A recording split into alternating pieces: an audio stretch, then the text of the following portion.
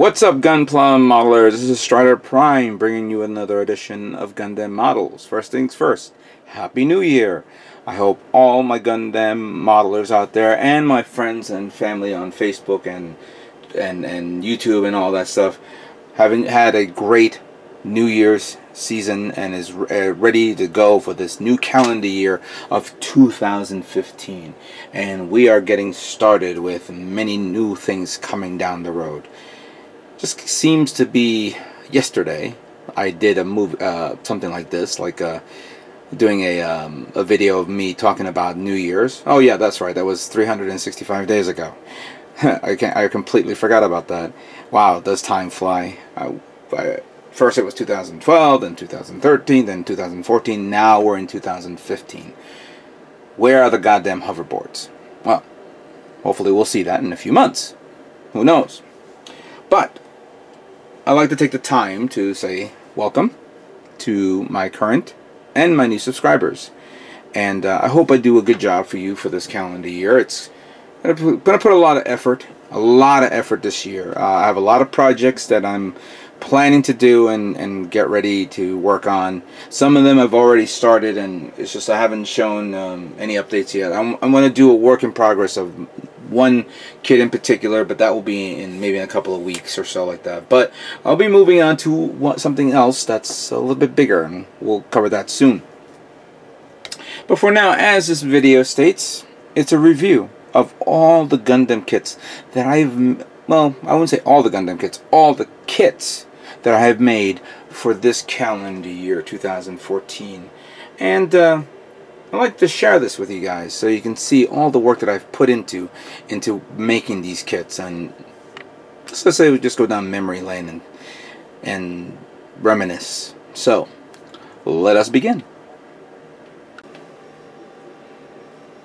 Without a doubt, my best model kit that I have made for calendar year 2014 happens to be this big bad boy right here, the 1/500 scale Space Battleship Yamato from the Space Battleship Yamato 2199 animated series. By far one of my most ambitious works that I did this year. It's not only ambitious, it was also big. It was a big kit. It measures a good 32, 33, I think it was 36 inches long, nearly a yard, over a yard you could say. It is far better than the 1/350th scale. Even though the 1/350th scale was based off the original series, the new series gave it a lot more feature and a lot more definition to it. And I decided to build it and have it ready for the MosquitoCon show that was held in, of course, in Wayne, New Jersey. I brought it in. Of course, I did not win, but I did like it. How, you know, this ship has been one of my favorite non-Gundam models that I've made for calendar year 2013. I'm a bit sad that I didn't do any more Bandai model kits, but making this was well worth it. And I'd like to thank you guys out there who enjoyed my build for this. I really appreciate it. And hopefully I can do more Yamato kits this calendar year for 2015. The next kit is a fan favorite, of course, and that happens to be the Zaku Amazing from the first season of Build Fighters. Of course, this was the unique mobile suit that was introduced in the series, where it was a souped up, customized version of the Zaku 2 Char's custom type. When I built it, I was so sick and tired of reds that I decided to change it up and give it a little bit more, a different color.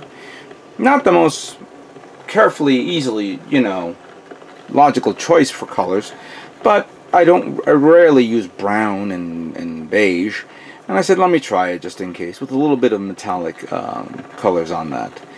It is a good custom kit to make. It's very simple, very easy.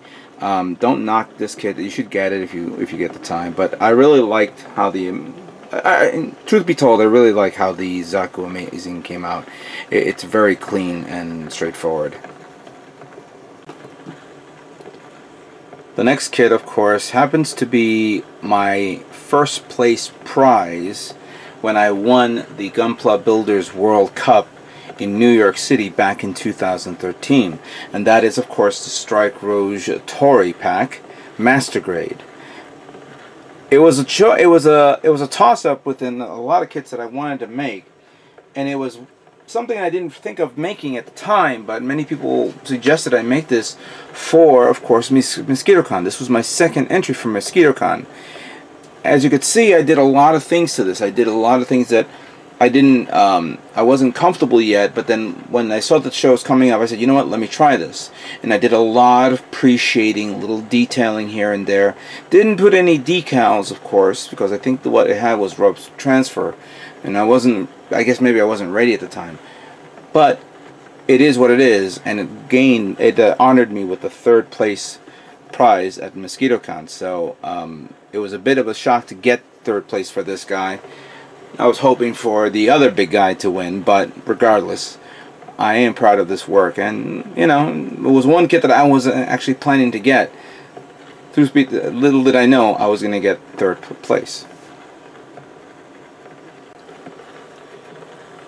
The next kit I began building is, of course, the Kämpfer Amazing from, of course, the Build Fighter series. This was, of course, the replacement suit to the Zaku Amazing. And for this kit, I decided to not use my normal Tamiya paints. I decided to use pure Alclad. All Alclad 2, all paints on this has been painted Alclad 2.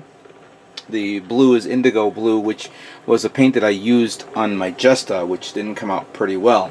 But I was glad that this came out pretty well, indeed.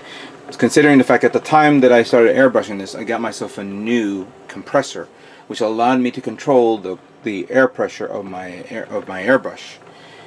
So it came out really great. It did not win, of course. This was a 3rd entry that I brought to MosquitoCon, but regardless, it stands out on its own, and I like how shiny it is, and with all this. So I really liked how it came out this year. Next up, it was the Zaku High Grade that I got a long time ago. This was sitting in my storage for quite some time. I had the little Gashapon kits and the what do you call that? The Converge kit. And when I was looking at that, I said, you know what? I have this model kit. Let me work on it. And I did. And I really, again, pre-shading on the fuel tanks came out pretty well. Couldn't figure out the pre-shading of the body. It didn't come out the way I wanted, but I did an extra layer of touch. I began drilling some holes in specific areas and putting on metal little screws on it. Good idea, of course. What I didn't realize is when you put them on, you have to use a specific type of glue.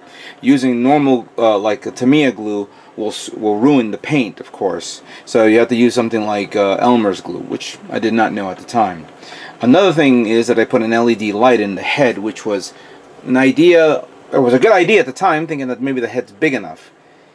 Didn't realize it was not that big, considering that the LED lights itself, the batteries are really big, and it became almost a clusterfuck, but I was able to pull it off up to a point. Now that the batteries had died out, there's no reason for me to relight those up again.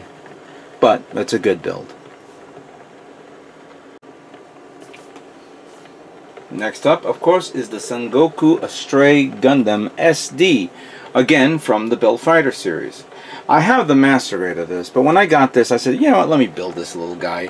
He looks really cool and neat with those two samurai swords. I did a little detailing here and there. I painted the swords and I painted the face mask, which is something using the gold marker. Of course, I put on the stickers on it. What are you gonna do? But it was a nice little fun kit to build, and I have to admit, I'm actually considering of making the master grade and sometime soon. Just don't know. I have to plan it out. But this SD kit is a cute little guy, and I would recommend anybody who is into SD to pick this up. So the next kit that I began building was this big bad boy, the master grade Sasabi version Ver.Ka that I purchased back in pretty much December of 2013. This was, of course, my first entry to the New York Comic Con show. that happened in for the Gunpla Builders World Cup 2014. This, of course, like I did with the Kämpfer Amazing, was I actually put in, I used all Alclad 2 paint, and I used 3 different tiers of gold to give it this 3-tier look to it. It was an ambitious work to do this kit for that show. I knew it was something that I wanted to do for Comic-Con, and pretty much it came out pretty well. Of course, other kits won, mainly that beautiful yellow one that represented the United States. So that was a great work, but a lot of other people did great works as well. But building this was not only an achievement, it also put me to the test because it took a long time to make. Certain things were happening during the time of the during that time I was making it, and I couldn't commit complete 100% to it. I almost even damaged it, but in the end it came out pretty well. Sadly, it did not win. I may decide to bring it to another show.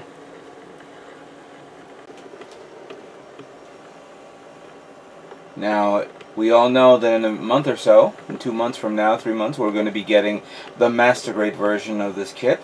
But, of course, I had to build, of course, the high grade version when it first came out. The amazing Exia from the Build Fighters animated series. This is, of course, the painted up, second form of the amazing Exia. It is pretty much Exia with added parts around the shoulders, around the chest area, the twin swords, both the ice and hot versions of it, and of course the unique backpack. It is a simple kit. It's easy. I don't know why. I mean, I was on the fence to not getting it, but I'm glad I did. And you have to learn to appreciate how it is. It was a straight build. There was no painting jobs whatsoever. And I know it's a lot of people's favorite kits. I know one in particular who was planning to get this Master Grade soon.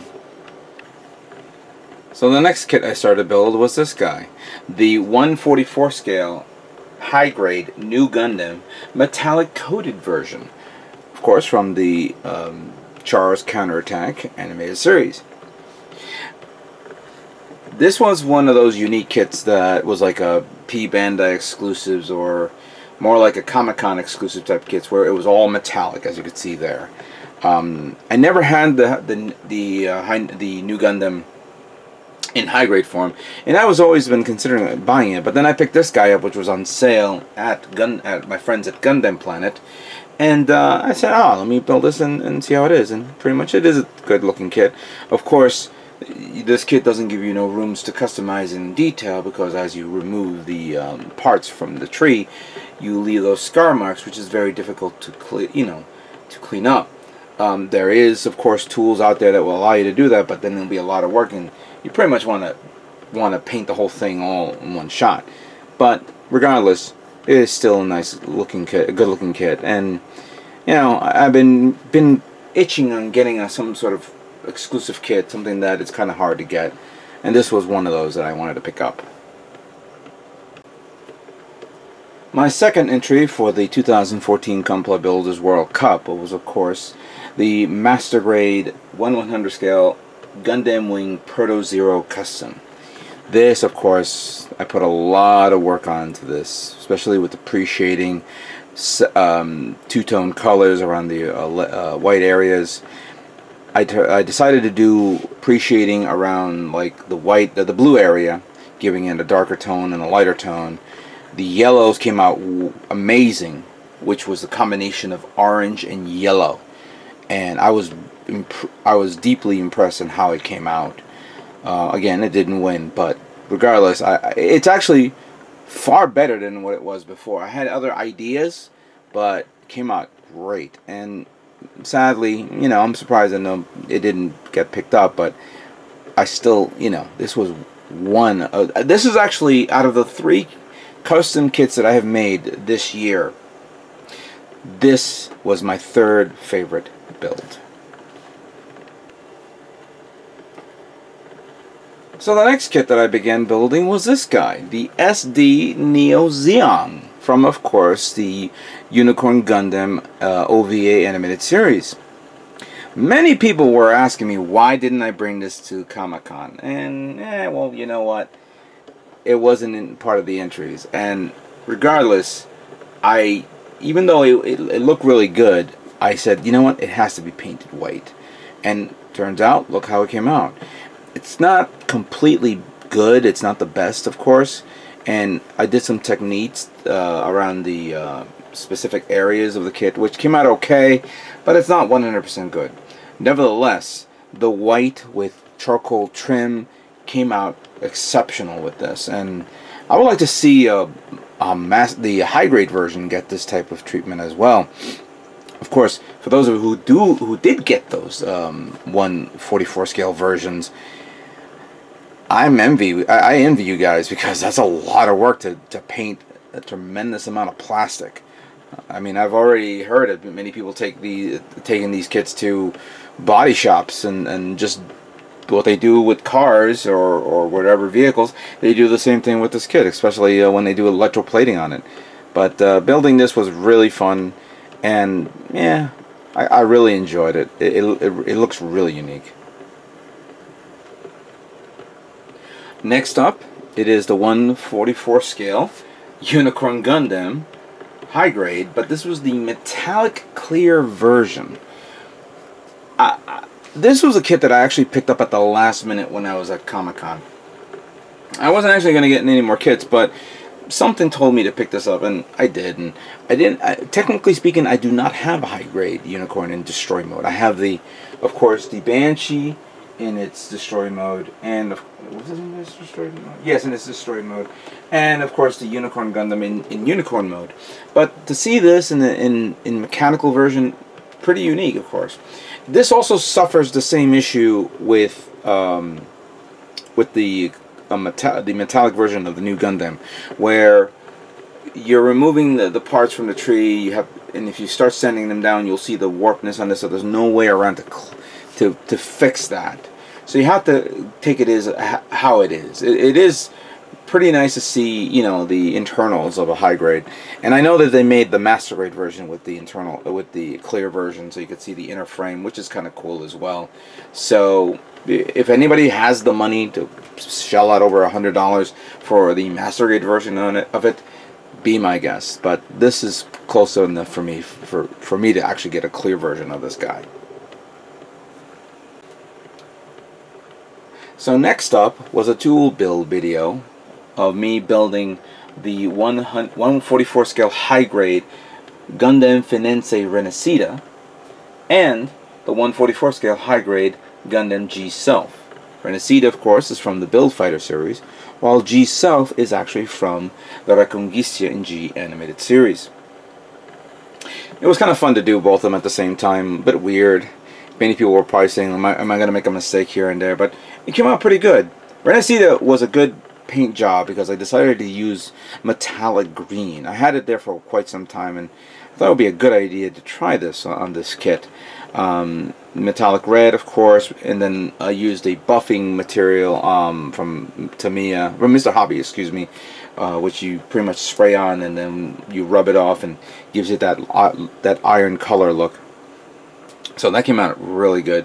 The Renacida, I'm sorry, the G Self, I used same technique that I did with the Otori with the blue. I painted it dark blue and then painted the light blue to give it a unique two-tone color look to it, and of course a little appreciating here and there.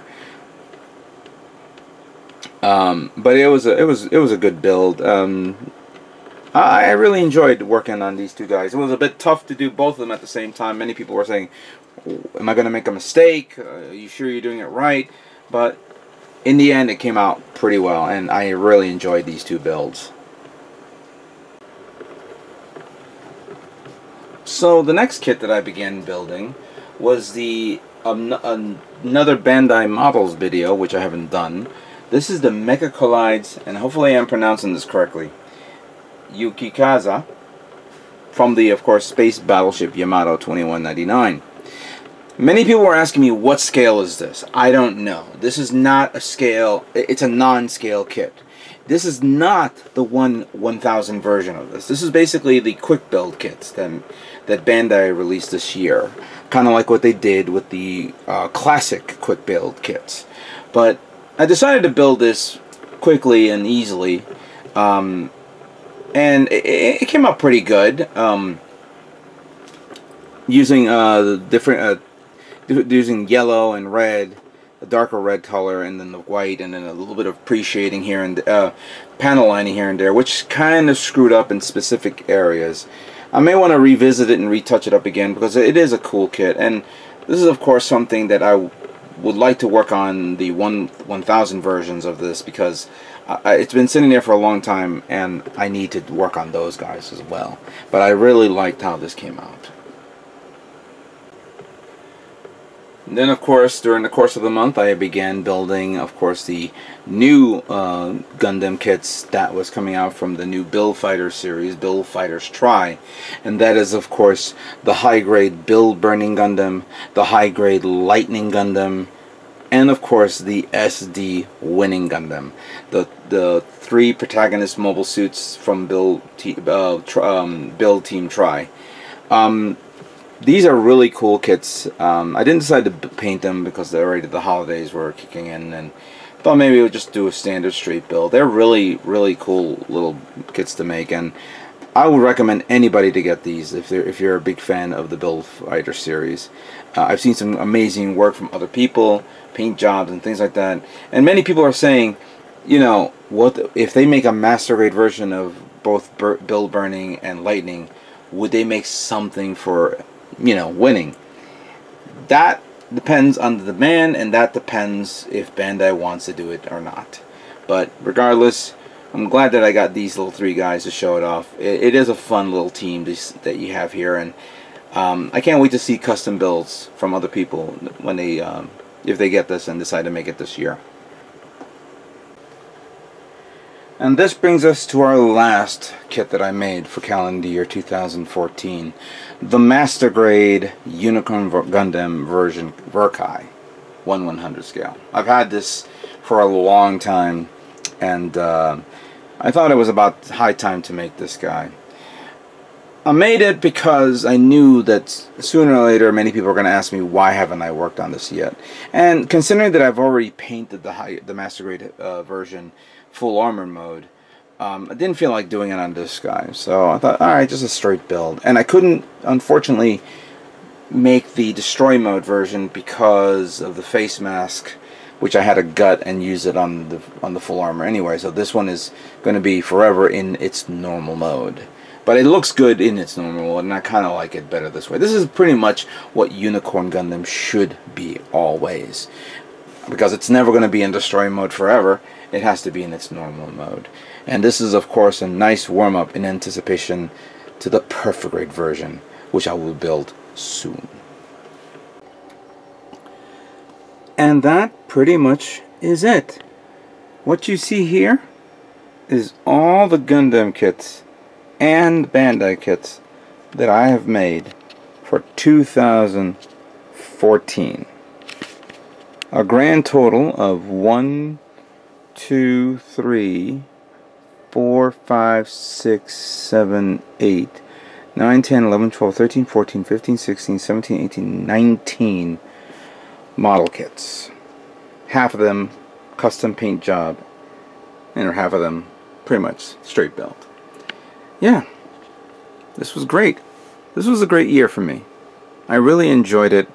I did a lot of work here, and tried out a lot of new things that I hope inspired everyone to try out their custom build techniques and whatnot. So again, thank you all for watching my videos for 2014, and here's hoping 2015 becomes even greater. Thank you very much, and stay tuned for more Gundam models yet to come. You guys all take care.